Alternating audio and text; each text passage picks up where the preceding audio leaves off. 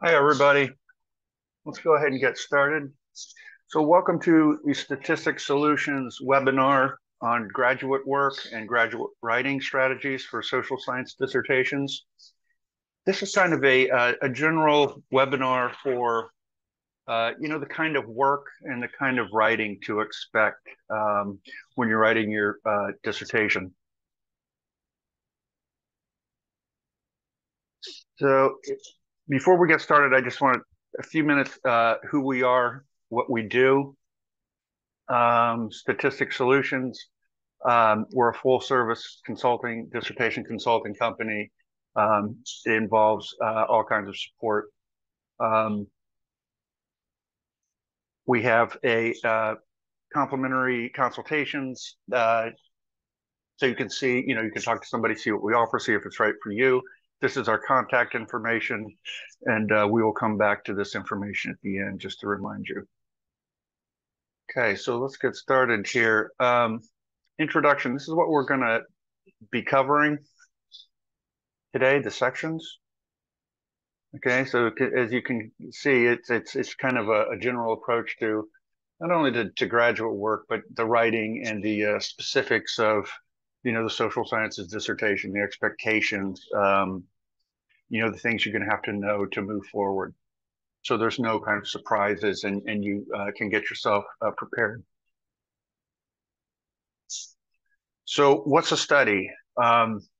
This is what you're going to have to complete for a dissertation, a study. And when I ask what's a study, I'm not being glib. It's kind of it's an encouragement to you to to actually know what a study is, what it entails, how it differs from other graduate work that you may be used to, what makes it different than a research paper, right? Because it is you may not have conducted a study before at the graduate level or the undergraduate level. So it's different than other college work that you've done in the past. So um, a study is really a detailed examination of something, right? And it involves certain parts like a literature review, um, the analysis of the data, the presentation of the data, discussions of the data, of your results. So it's not a research problem. I'm sorry, a research paper like you might be accustomed to writing in past courses. It's not an argumentative paper, right? Um, so it's important to understand what a study is, to understand the components, and we'll go over the chapters here in a few minutes. Understand the components of the study, how they fit together, what it is, and understand each chapter and what each chapter contains. So, don't kind of assume, oh, yeah, I know what a study is, or, I'm going to find out what it is. I mean, understand it at the beginning, right? So you're kind of not like learning as you go along, which of course there'll be some of that too. But go in with your eyes open. What a study is, what it involves, what your school wants. And that leads us into the next topic. Knowing what's required, right? Get a copy of your school's dissertation template or guidelines. I mean, that's so important because that is going to be the thing that guides you, along with your chair and your committee, is the dissertation template or the guidelines your school has. Now, some schools don't have them. Most schools do. Um, if your school doesn't have it, we do have on our website, we have general templates that work. You can also ask your chair for a template or an example dissertation, that they want you to follow, a dissertation that's been approved and completed. ProQuest that you can access through your your school's library. ProQuest publishes dissertations, and you can search them by school. So you can go to your school and search ProQuest and get examples of dissertations from your school. But if your school does have a template or guidelines, you want to get those, right? Familiarize yourself with the content of the dissertation and the processes. You probably have a graduate handbook as well. So take time and look at the template, look at the graduate handbook, um, familiarize yourself with the chapters. Okay, what's chapter one involved? What's chapter two? And this is not to say that you're going to know everything up front, but it's kind of to get yourself prepared to understand the big picture. Um, Familiarize yourself with your role and what's expected of you as a learner, and also your chair's role, right? This should be in the graduate handbook. What do they expect you to do? What are turnaround times? What can you expect from your chair? These things should be described somewhat in the graduate handbook. Um, so familiarize yourself with these things, and they can also act as reference sources. You don't need to memorize it all, right? But you can go back and check them periodically as you need to. But hit the ground knowing some of these things, right? So you're not kind of learning them on the fly. Um, Also very important now with the expansion of AI really into our everyday life as far as searching for materials on the internet or anything on the internet really, and the expansion of AI into academics. You really need to know your school's policy on AI use, right? Schools will probably differ on what their policies are for AI, but you want to know that going in, because if you have thoughts of using AI for your graduate work, you check the policies out first. And also, we'll come back to the issue of AI later in the presentation, because it's not always cracked up to be for this level of academic work. Okay. Before I get to time management, let me say a little bit about the chapters, because this is part of knowing what's required and what a study is. So real quick, we'll go over the chapters. So social studies dissertations are typically, the typical structure is 5 chapters, where chapter 1 is your introduction.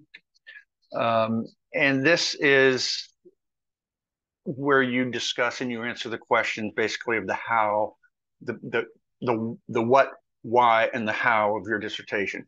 So it's like a blueprint. Okay, as they call it, the introduction. It's kind of like the blueprint. It says what you're going to do in your dissertation, how you're going to do it, and why. Okay, so the what, why, and how. The what would be your topic. You introduce your topic. The why, you talk a little bit about why you're studying your topic, right? Why is it important? Why do we need this information? You make a case for that. And also a little bit about how.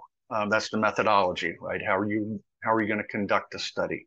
That's the how. You're going to talk much more about that and much more in depth in chapter 3.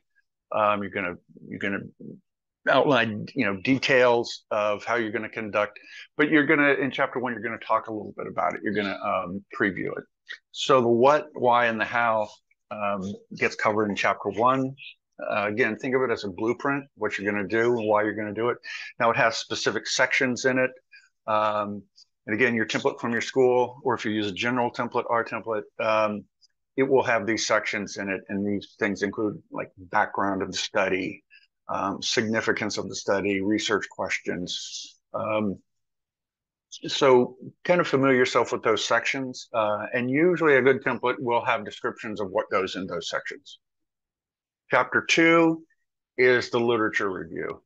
And this is everybody's, this is the one that people struggle with. And so if you find yourself struggling with it, or in the future you do, you're not alone. It's a long chapter. It's tough, but it shouldn't discourage you. So it's the literature review, and which means you're discussing the research that's been conducted on your topic, right?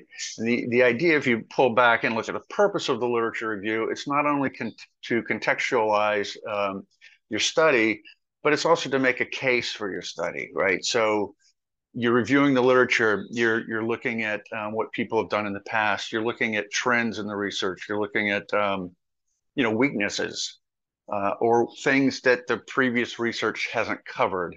And that will help make a case for why you need to study what you're studying.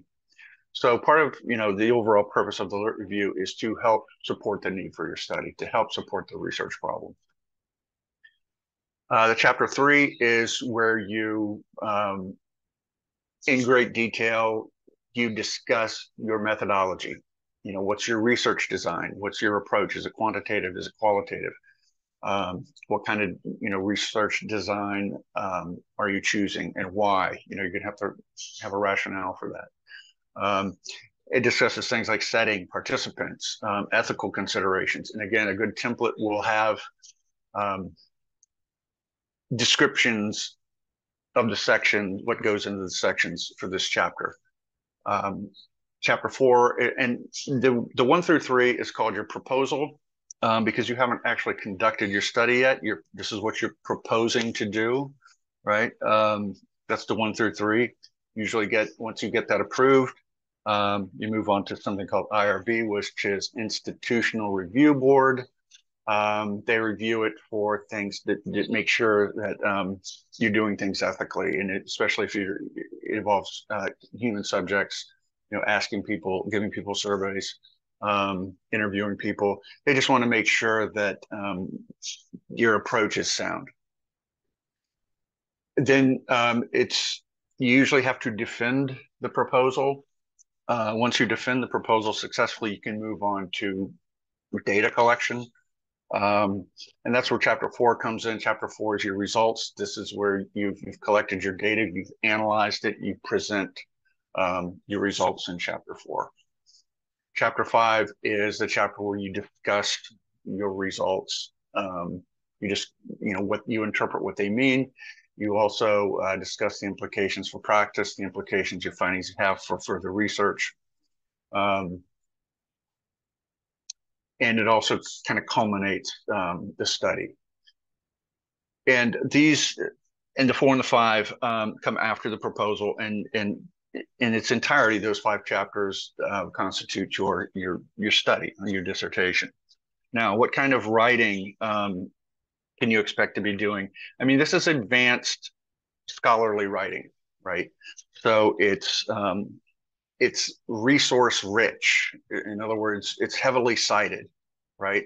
You're going to be using citations to back up, a lot of citations, to back up your statements and your assertions. It's formal, right? It's formal writing. It's not informal. So it lacks, it should be clear. It should be concise. It shouldn't be overly kind of obtuse. It doesn't need the conversational elements that we might put in less formal writing. So it's advanced scholarly, advanced formal writing throughout.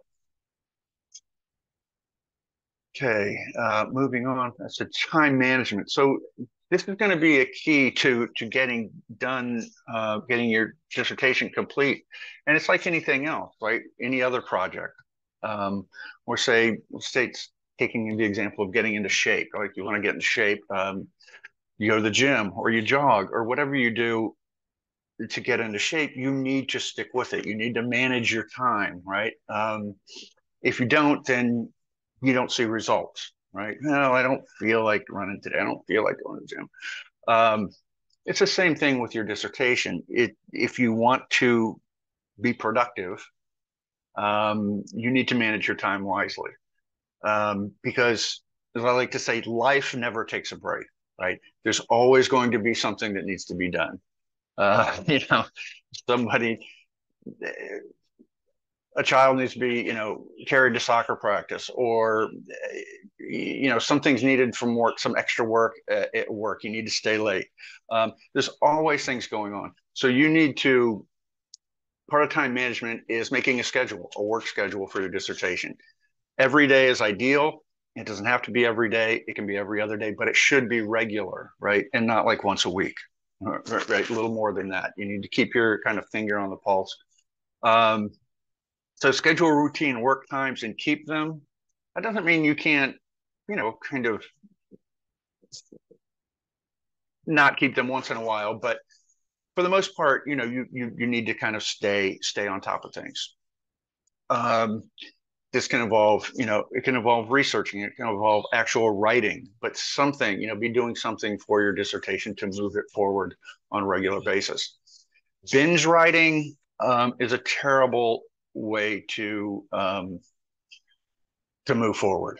And you know what we're talking about when I say binge writing. This is you put things off because you have this holiday coming up and you're going to just spend the whole day working. No, that's not a bad idea to spend the whole day working or spend part of the day.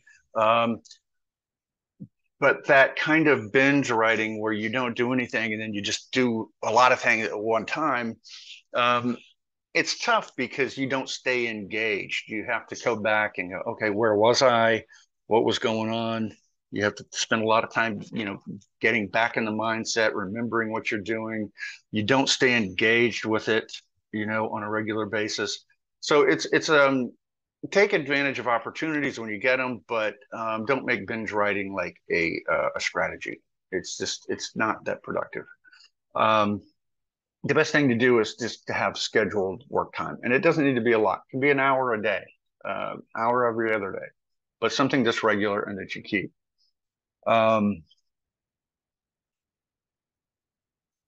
Okay, time management. What's next?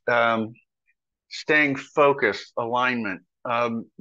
This is a problem with a lot of folks moving as they move through the dissertation, is to stay focused and avoid topic drift. And the reason for this is you have a topic and you're examining something very focused, right? Very narrow focus, and you need to dig deep into it. But what you're going to find is that topic has ideas in it, and this one idea is connected to another idea, and it's connected to another idea. And the next thing you know, you're looking and you're 10 ideas away from what you're actually studying. I mean, this is kind of what we call rabbit holes. You get on a rabbit hole. Well, this is connected to this, and this is, but you need to stay on what stay on topic, stay on focused on what you are studying, right? So avoiding that topic drift, avoid what we call associative rabbit holes. And a way to do that is to think of alignment. And you may hear your chair say this: alignment. What is alignment? What do you mean by alignment? It doesn't align. The three big components of your study that need to align, and obviously everything really needs to align, but the major components that are kind of what I call the spine of the study, and that really helps with alignment, is your research problem, your research questions, and your purpose. Okay, if these things are aligning, you should be good. And this is what you want to look at when your chair says, well, your research questions don't align with your research problem. Okay. And one of the ways that helps me with this is if you have two monitors, great. If you don't have two monitors, it's fine. But once you get your research questions down, once you get your research problem, your purpose, any of them, it can just be one, it can be all three, pull them out, put them in a separate document, right? So as you're working through, whatever chapter it is, whatever you're working on, and you need to refocus, just go back and look at that document. What are my research questions? What's my research problem? What should I be focusing on? And that helps you see if you are kind of moving away from your research, your topic, your research questions, your research problem, the purpose. Now, the research problem is basically, it's what drives the study. It's the why of the study, right? A research problem is like it sounds. It's a problem or an issue in the research, right? So we have a lot of research on, topic A, but there are still some gaps, all right? There's still some gaps in the research. There's still some gaps in the literature. Okay, your research problem, you've developed a research problem. You're gonna target one of those gaps. So then your RQs will be designed to get information to address that gap. And your purpose is really just kind of an encapsulation of what you're doing. The purpose of this study is to explore or to examine the relationship, for example, between transformational leadership and emotional intelligence. Okay, that would be your purpose statement. That should align with your RQs. That should align with your research problem. And I know maybe now at this early stage, if you are at an early stage, that may not kind of all click, but as you move through it, to stay focused and to stay aligned, those are the things that you want to make sure align. You know, does your research question, are they aligned? Working productively with your chair.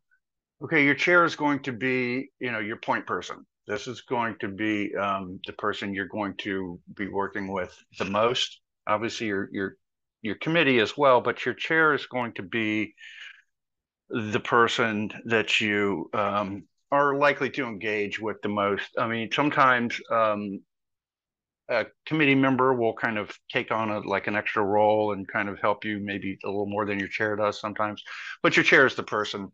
So you want to have a good, working professional relationship with your chair. And my advice is just, with any kind of professional working relationship, you want to be professional, you want to be respectful, and you want to be consistent. Um, and what does that mean? Just it's about developing a working relationship with your chair, and these things will help you do that. Um, and keep communication with your chair, because one of the fastest ways to get off track with your dissertation is to fall out of touch with your chair. Folks come to us and, we're helping them. And when's the last time you talked to your chair? Oh, I haven't talked to him in a year. That's the quickest way to stall you. So you want to be consistent as well with your contact, your communication. This happens sometimes, but don't avoid contact with your chair because you feel intimidated by them. This happens. I can't contact my chair. They make me feel, whatever, intimidated. And that's understandable. It's not it's not it's fairly normal. Because there's a power imbalance. They're professors, they have more experience, you're learners. So it's understandable, but don't let that get in the way of you making progress, right? You're just going to have to kind of accept that, they may make you intimidate you. And sometimes that's a perception too. It's, they're not doing it on purpose. They're just being themselves, and you may feel intimidated. Now that's not to discount the way you feel, but also it's, they're not trying to intimidate you. So it's just something you have to kind of, learn to live with, learn to work with. Sometimes, when they have criticism, it should be constructive criticism, right? Because that's how you learn, that's how you move forward. So, you have to have kind of thick skin a little bit, just like any writer would in any situation that's, that's taking constructive criticism. You don't take things personally. It's about your work.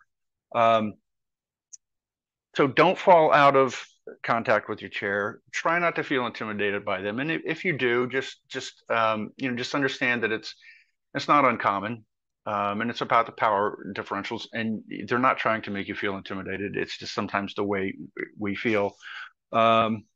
Keep your chair in the loop about your plans, and if your plans change, keep them in the loop. I'm going on a vacation for a week. I'm kind of going to be out of touch.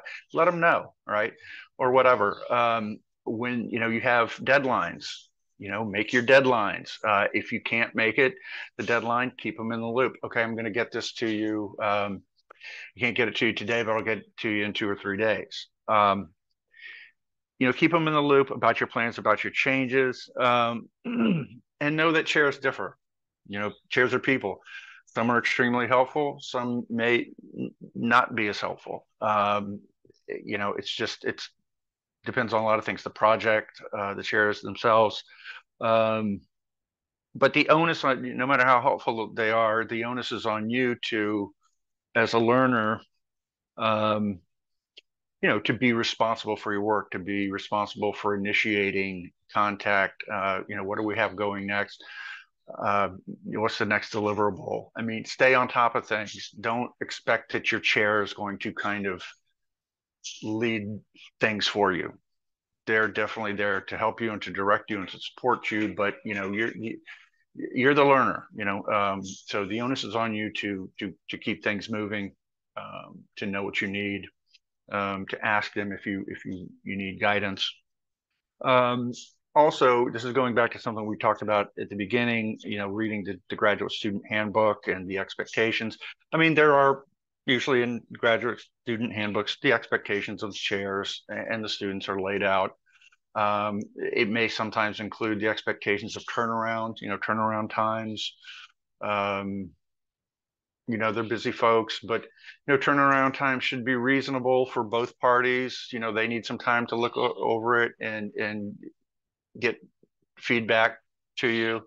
But of course, you also need fairly reasonable turnaround so you can keep your progress going. So see what the handbook suggests, or if it lays out turnaround times to expect. Also, if it's taking a long time for them, it's okay to politely remind them that you're waiting. So it's all about this kind of developing this professional, respectful relationship. Um, okay. But yeah, just avoid falling out of contact with your chair. Again, that's the quickest way to get stalled. Um, Process and perseverance and process. I mean, if nothing else, writing a dissertation is an exercise in perseverance. Um, it's just it's a journey. It really is, and it has challenges and has ups and downs. You're gonna get exhausted. You're gonna feel tired of it. So it's it's a you have to persevere. Um, and there are certain processes, right, to understand the process, right? So understanding the dissertation as a recursive process. And what do we mean by recursive? Um, Recursive is something that moves forward and it may loop back around, right? And it moves forward and may. So in other words, it's not just a straight line from A to B, right? So if your chair says something like, "Hey, your chapter one looks good for now. Why don't you can move on to chapter two?" And you think, "Oh, chapter one's done. Great." And it's like, well, that's not what they said. They said, "It looks good for now. Move on to chapter two," which means you may still, there may still be some things to do in chapter one, but the fundamental pieces are good. You may need to change some things depending on what comes in later chapters. So that's what we mean by a recursive process. All right. Now that doesn't mean to say that they'll say, move on and then, oh, you got to redo chapter one now. That's not what I mean. It's just that, unless they say this chapter is fine, it doesn't need any more changes. I mean, there still could be changes that are needed along the way. That's what I mean by recursive. Um, but usually the idea is that you're moving forward. And even if you have to go back a little bit to tweak something or to change something a little bit, that's not unexpected. Um, Understand the process of submission and feedback. We talked a little bit about this earlier with turnaround times. You're going to meet with your chair, and that's between you two, how your chair likes to work and how you like to work. You can do Zoom meetings, you can do calls. Um, but a lot of communication is also going to come through the comments. And sometimes people kind of misinterpret. Comments are expected. Comments on your document are how you move forward. They're how you fix the things that need fixing. That's how right? Your chairs put comments on them. Some people get comments and they go, "Oh my gosh, they have so many comments. It must be so terrible." And it's like, no, comments are just part of the process. And so that's how you should approach comments. Now, a lot of comments sometimes gets discouraging. I completely understand that. Um, but comments are part of how you learn, how you know what's off and not working. And comments are complemented by regular. Again, it depends on whatever you work out with your chair, but you should have regular check-ins. You should have regular meetings, whether they're Zoom or whether they're phone calls. to complement those comments. So it's not just all comments.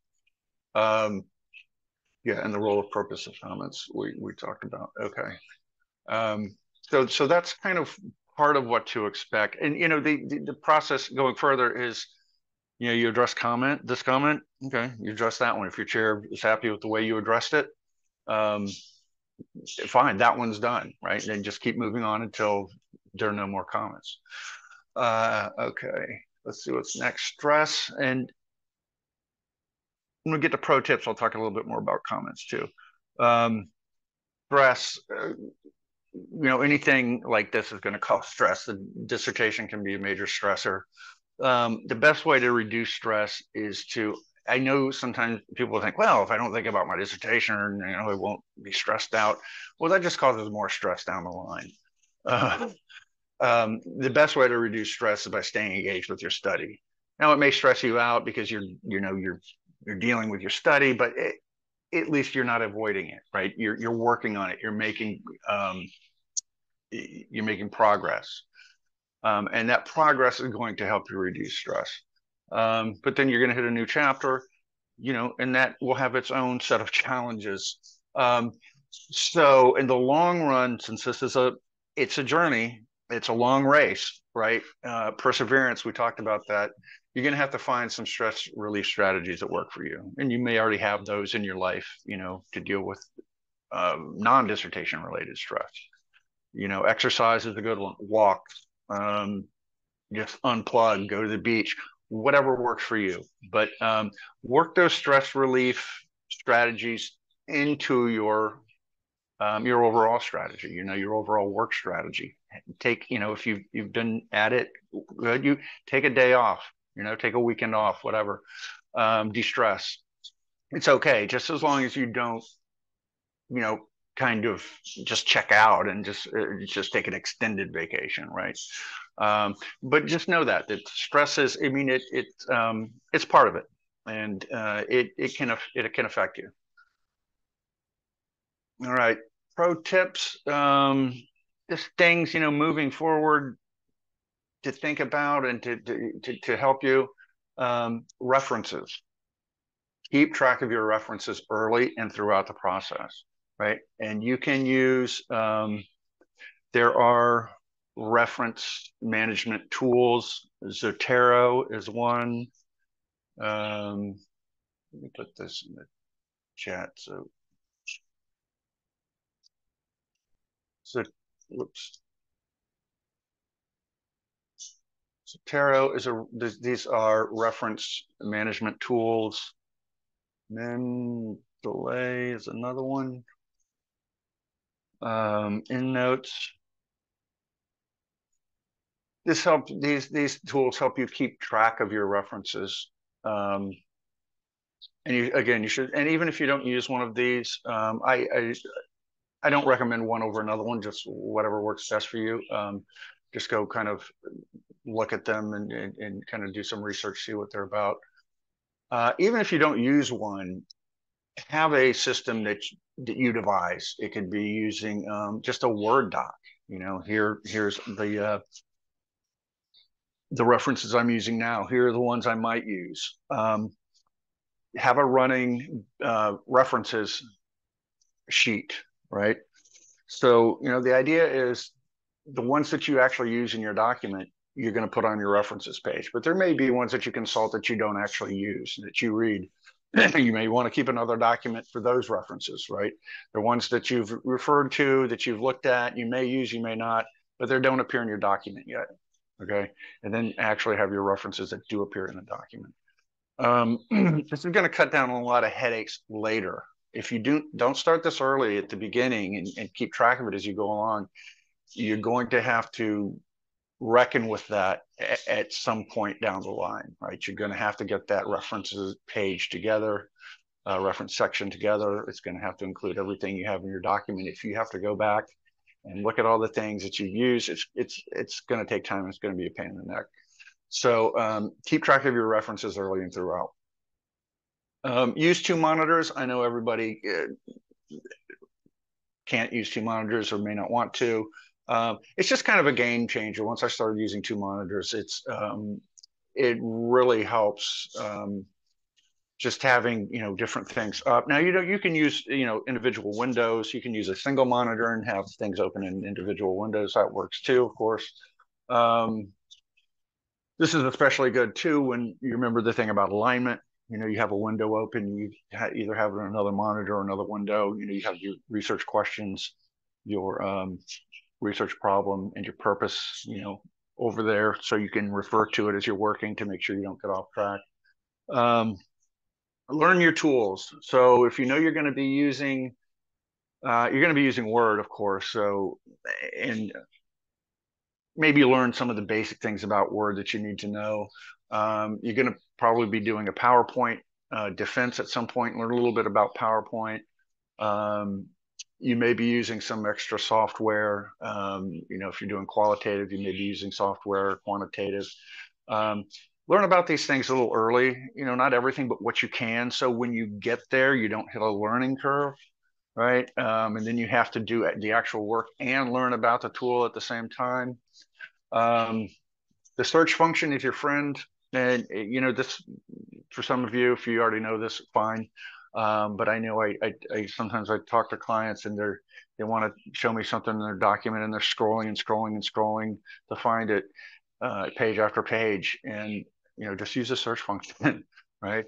And it's just a good way to tame your document, so you're not just like looking for, scrolling through something. You just search it, right? And it pops up.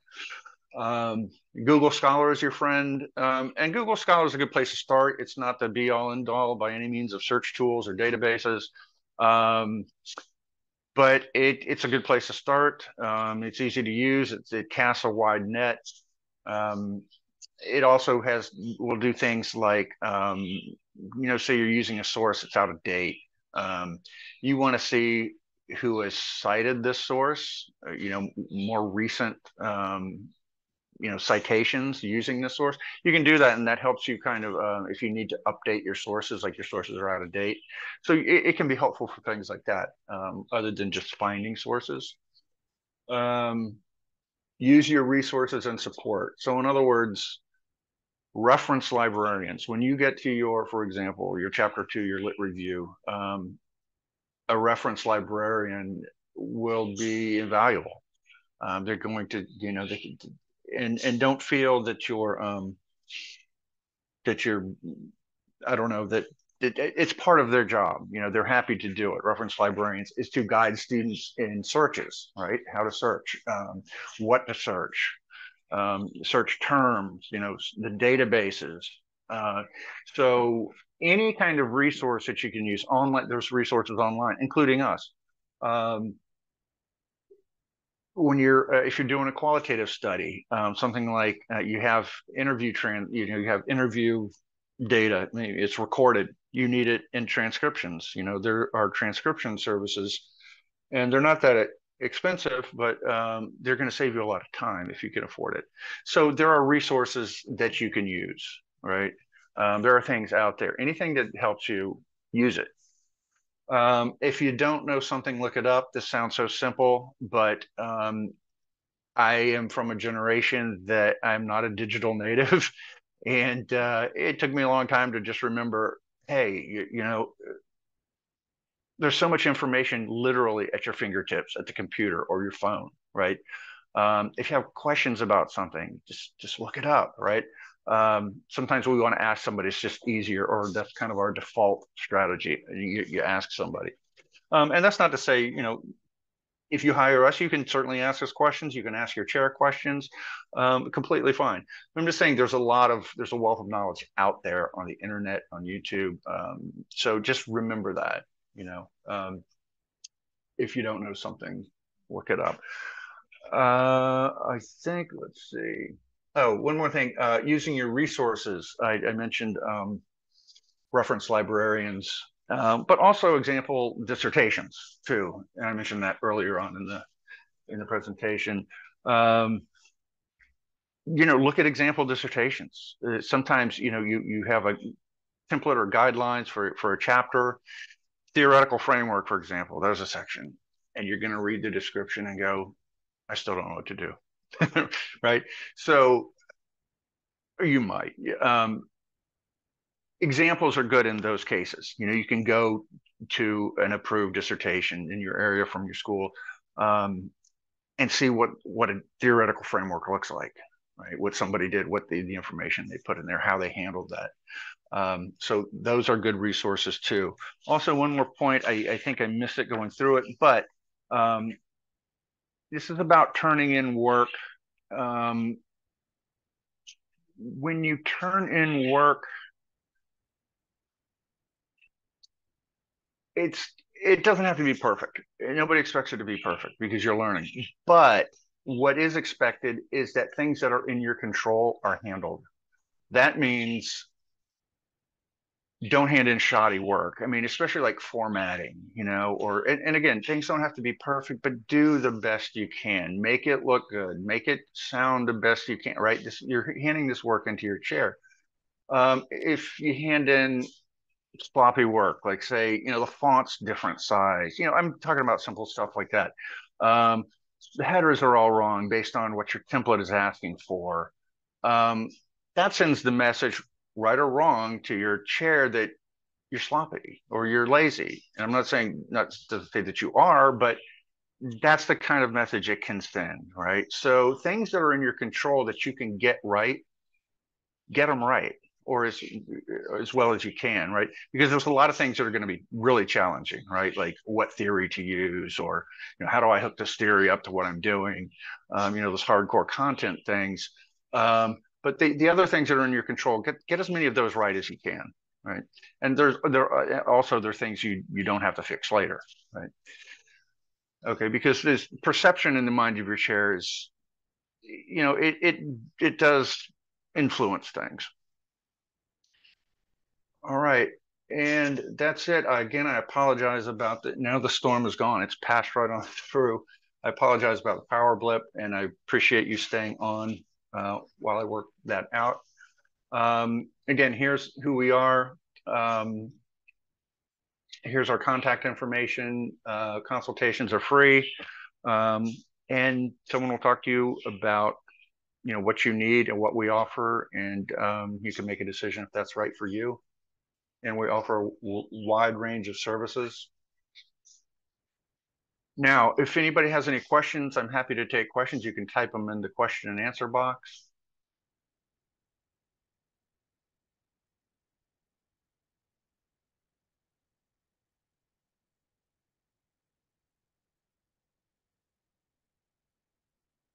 Any questions?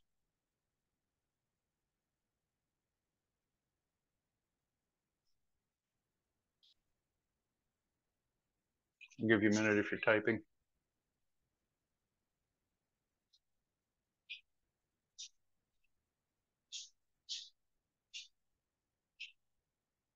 Okay, it doesn't look like any questions. I want to wish you a good day, wish you luck. And again, if you think we might be able to help you, sign up for a consultation and see what we offer.